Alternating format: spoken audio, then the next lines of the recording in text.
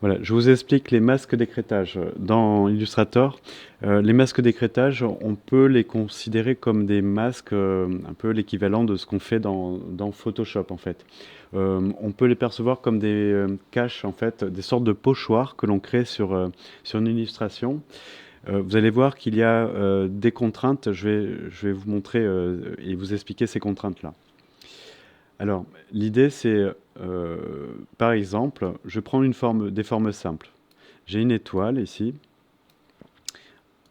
avec une couleur, ici. Je vais, par exemple, vouloir... Alors, est-ce que c'est une bonne... Alors, pardon, je vais prendre un autre exemple. J'importe une image.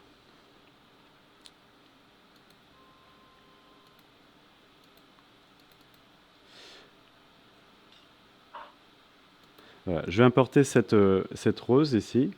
Je vais l'incorporer dans le document. Donc, je décoche lier et je fais importer. Voilà. Ce que je souhaiterais dans ma composition, c'est-à-dire dans ma mise en page, je souhaiterais par exemple voir cette rose inscrite dans un cercle en fait. C'est-à-dire tout simplement effacer ce qui est autour. Vous savez que vous ne pouvez pas intervenir sur les pixels directement dans Illustrator. Alors, les masques d'écrêtage fonctionnent de la manière suivante. On dessine une forme, donc là je choisis une forme circulaire, Alt pour démarrer du centre de la fleur, et Maj pour obtenir un cercle parfait.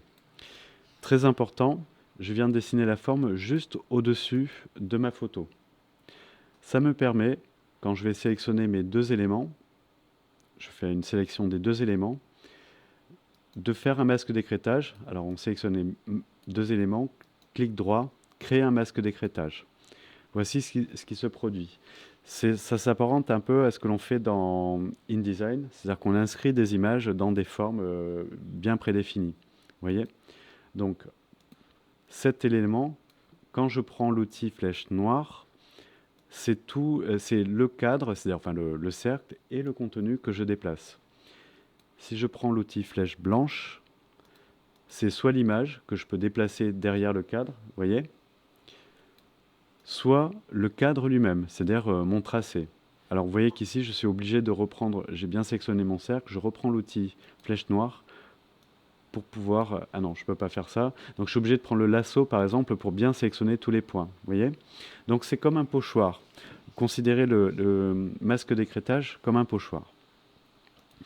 Alors je vais montrer un autre exemple. J'écris un texte. Voilà, je lui donne une certaine taille. Et je souhaiterais inscrire dans ce texte une image, un motif, un élément ici. Alors, je vais choisir une police avec une graisse plus importante pour que le visuel soit plus efficace. Je vais du coup, j'ai sélectionné mon texte, je vais dans Propriétés, et dans les paramètres de la police, je vais aller chercher pour ma Myriad Pro. Alors, j'ai pas grand-chose pour Myriad ici, j'en parlerai tout à l'heure. Je vais aller piocher dans une police qui dispose de, de déclinaisons plus importantes. Alors, je vais prendre l'Arial qui est... Vous voyez ici, vous avez des petits chiffres qui apparaissent qui vous donnent l'indication que cette police est déclinée en régular, bold, extra bold, etc.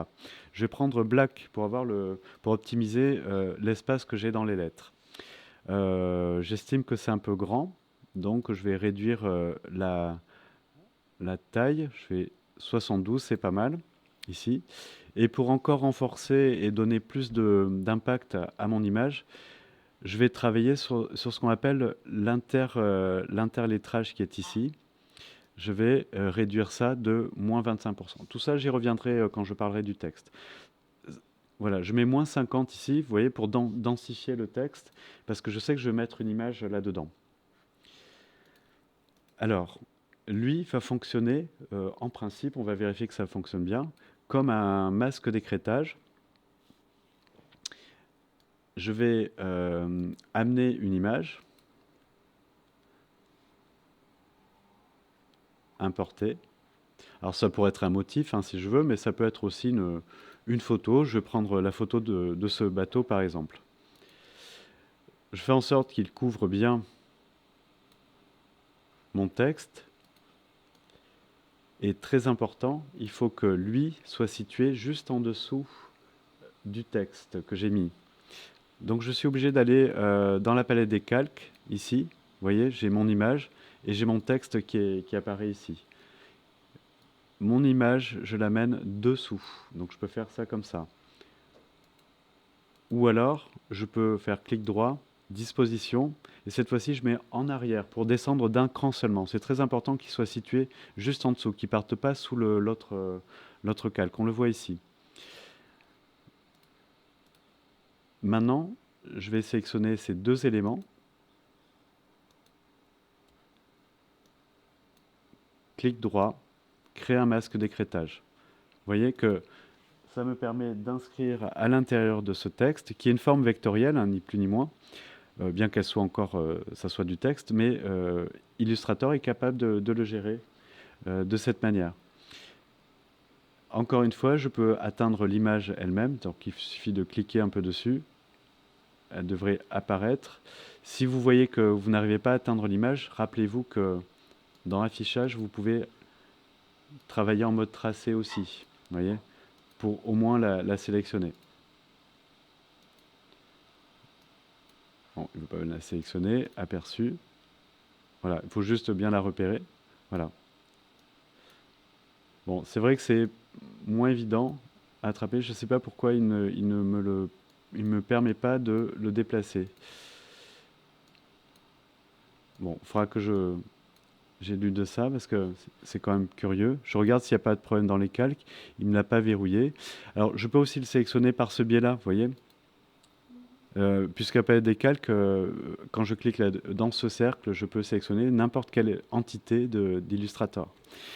Et avec les flèches, voilà, je peux remonter, faire remonter ça, montrer la coque du bateau éventuellement, etc. etc.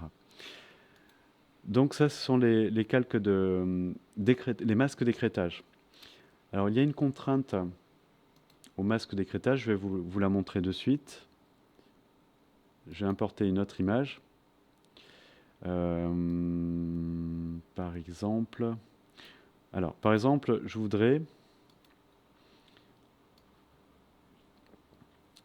faire une trame là-dessus, c'est-à-dire laisser apparaître cette photo, mais au travers non plus d'une forme, une seule forme, mais au travers de plusieurs formes.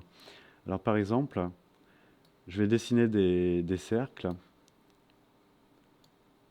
ici. Alors peu importe la couleur, hein, ça va me servir de cache. Je vais dupliquer mon cercle en faisant Alt, je déplace. Rappelez-vous CTRL D. D'accord. Et puis je vais faire comme une trame hein, de points ici. Je vais récupérer tous ces éléments-là. Alt, CTRL D. Rappelez-vous que CTRL D duplique la forme, hein, là où les formes que vous avez créées. Alors mon idée, c'est de faire en sorte que cette photo apparaisse à l'intérieur de ces cercles. Par rapport à ce que j'ai fait tout à l'heure, vous voyez, ici j'ai utilisé qu'une entité, un cercle ici. Là, j'ai utilisé qu'une entité qui est un texte. Et là, c'est différent parce que j'ai plusieurs entités. Vous les voyez ici dans la palette des calques. Alors, c'est un problème parce que on a mon image ici et c'est seulement le dernier qui va fonctionner comme masque d'écrêtage. Je vous montre de suite. Je vais essayer de faire l'opération. Je sélectionne les deux. Je clique droit et je fais créer un masque d'écrêtage. C'est bien ce que je vous ai dit. Seule la dernière et celle qui est strictement au-dessus de mon calque photo est utilisée comme masque d'écrêtage. Alors, vous allez me demander ce qu'on peut faire. Et, alors, j'ai essayé plusieurs choses. J'ai essayé de faire le Pathfinder, ça ne marchait pas. J'ai essayé d'associer tous ces points-là pour faire qu'une entité. Mais c'était toujours compris comme plusieurs entités. La seule solution, c'est la suivante. On sélectionne les différentes entités. Et je vais vous montrer une fonction qu'on n'a pas vue encore, qui s'appelle tracé transparent. Tracé transparent permet de regrouper tout ça dans une seule ligne en fait ici. Il faut aller dans le menu objet et on choisit tracé transparent, créer. Alors vous allez voir ce qui se produit. Vous voyez ici, je n'ai plus qu'un élément au-dessus de ma forme. Si je le sélectionne, il est compris comme une sorte de groupe, hein, mais c'est plus qu'un groupe. Hein, toutes les entités sont alignées dans le même calque. Et à partir de là, j'ai bien deux entités et je vais pouvoir créer un masque d'écrêtage. D'accord? Donc, une entité, ça se passe bien pourvu qu'on met bien l'entité juste au-dessus, un texte aussi. Et quand vous utilisez plusieurs entités au travers desquelles vous souhaitez voir l'objet, vous utilisez les tracés transparents pour obtenir cet effet. Alors, pour finir, je vais vous montrer les masques. Là, je vous ai montré les masques d'écrêtage. Je vais vous montrer les masques. Alors, par exemple, je vais dessiner un œuf, ici. Je vais un petit peu l'améliorer pour lui donner un aspect un peu plus réaliste. Je vais aller dans les dégradés, par exemple.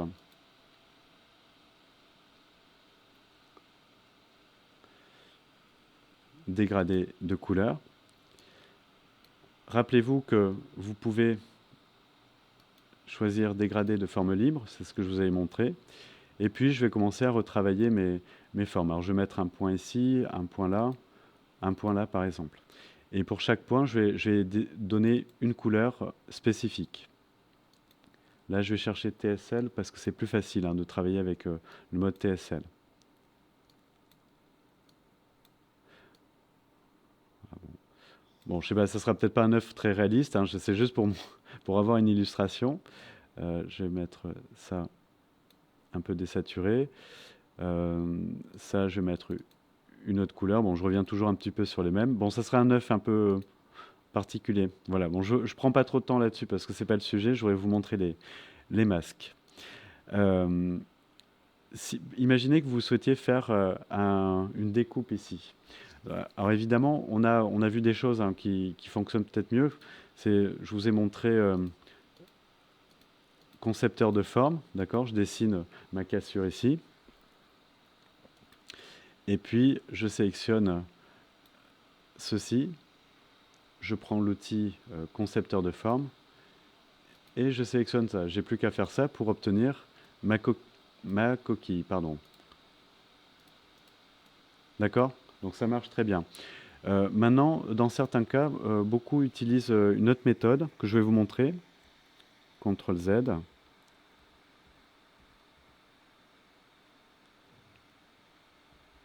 Ça, j'aurais pu garder. CTRL Z.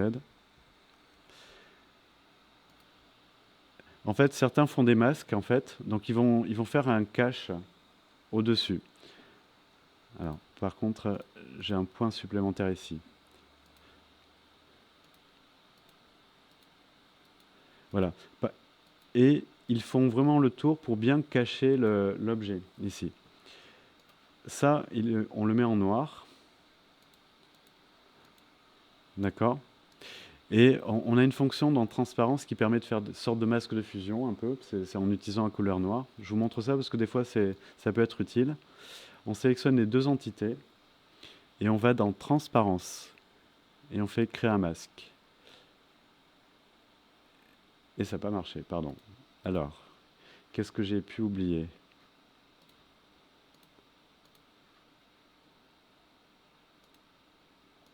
Je ne vais pas mettre de contour.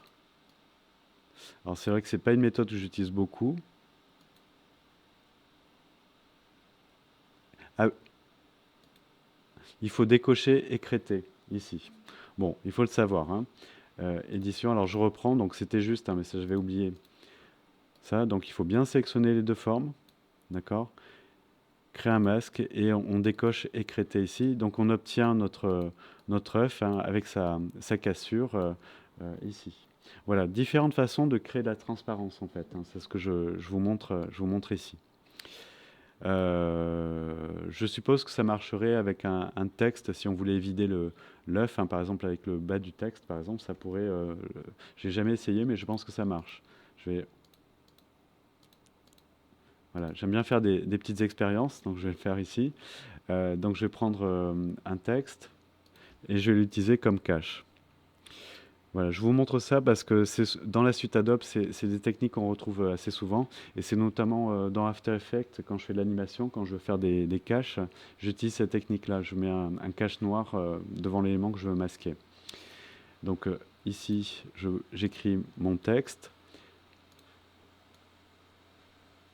On va vérifier que tout ça marche bien. Voilà, je vais découper le bas avec LOR, par exemple. Donc il faut bien sélectionner les deux. Il faut bien que les deux soient dans la suite aussi dans les calques, hein. Très important. Créer un masque, on décoche écrété et vous voyez que ici, alors ça peut être des idées aussi pour des logos, vous voyez, pour faire des éléments en réserve dans une forme, vous voyez. Voilà, donc le texte marche, par contre, ah oui, voilà, donc il suit bien la forme. Voilà, donc ça c'est encore une méthode de travail pour faire des découpes. Mais ce que je vous ai montré en premier reste peut-être le plus souple, les concepteurs de forme, puisque vous avez vu que vous pouvez déduire hein, d'une forme. J'aurais pu utiliser ça avec le texte pour faire mes découpes sur l'œuf aussi. Voilà. Ça va? Donc je vais vous laisser faire ces trois exercices-là. La fleur incluse dans un cercle ou un autre élément. Une image inclue dans le texte, masque d'écrêtage, et un masque d'écrêtage multiple sur une photo. Moi j'ai fait des cercles, vous pouvez faire des carrés, hein, ça peut être ce que vous voulez, ça peut être que deux formes aussi. Hein. Et un masque classique, puisque ça, ce que je viens de vous montrer, c'est ce qui existe depuis 20 ans hein, dans Illustrator. Voilà, c'est des anciennes méthodes, mais qui sont toujours utiles à connaître. D'accord? Voilà, je vous laisse faire l'exercice, Laetitia. Ces trois choses, on faisait attention à la bonne gestion des calques.